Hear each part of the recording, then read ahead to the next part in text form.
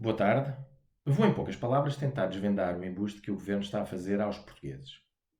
Começo por referir que em 214 países, Portugal é o 18º com o maior número de infectados por Covid-19 no mundo.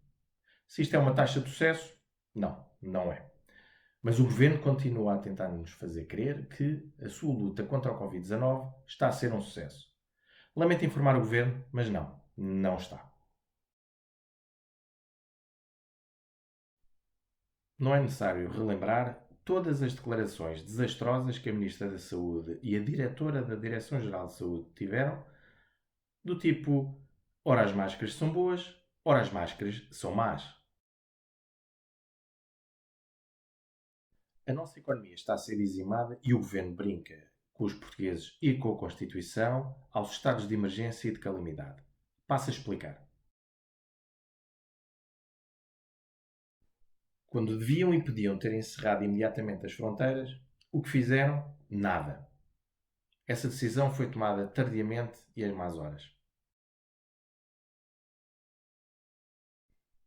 Quando deviam e podiam ter realizado testes em massa às populações com mais idade, o que fizeram? Nada. E ainda não estamos a realizá-los em número suficiente. Relembro que o maior número de mortes ocorreu nas pessoas com mais de 60 anos, incidente em particular nas pessoas com mais de 80 anos. Isto quer dizer que se tivéssemos realizado testes em massa às pessoas com mais de 60 anos, teríamos agora tido um maior sucesso no combate ao Covid-19. Mas efetivamente poderíamos estar muito melhor. Se ao invés de termos duas pessoas diariamente na televisão a contradizerem-se, se o governo tivesse optado por soluções que outros países tomaram, nomeadamente a produção em massa de testes ao Covid-19, a nossa situação não seria a que atualmente vivemos, ou seja, confinamento social. Se o governo tivesse adotado esta medida ou outras que não adotou em tempo útil, não teria sido necessário decretar estados de emergência ou de calamidade e ter levado à ruína muitas famílias portuguesas. A nossa indústria e as nossas empresas poderiam estar a produzir o kit de testes ao Covid-19. Por que razão o governo não optou por esta iniciativa? Por que razão o governo não reuniu com os empresários?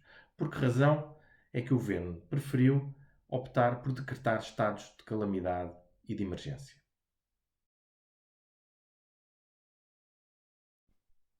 Todos os especialistas afirmam que testar é fundamental porque permite uma detecção precoce, minimiza a propagação da doença e permite um tratamento mais rápido daqueles que apanham o vírus.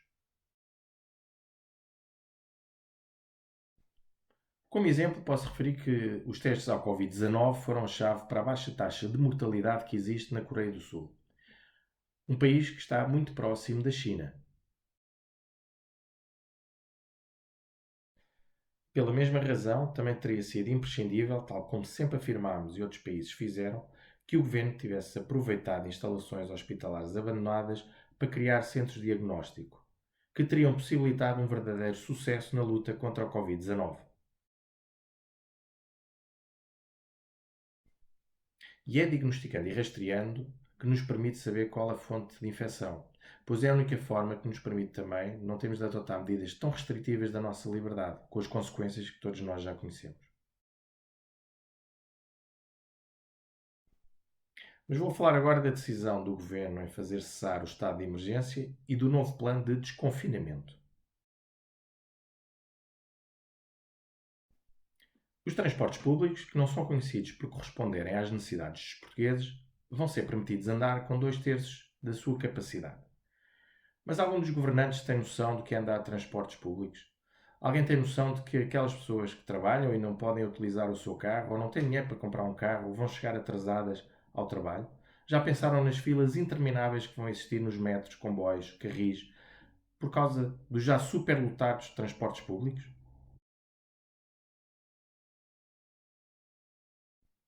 Mas o mais insólito é que o governo irá permitir também a abertura dos restaurantes, mas apenas com capacidade de 50%.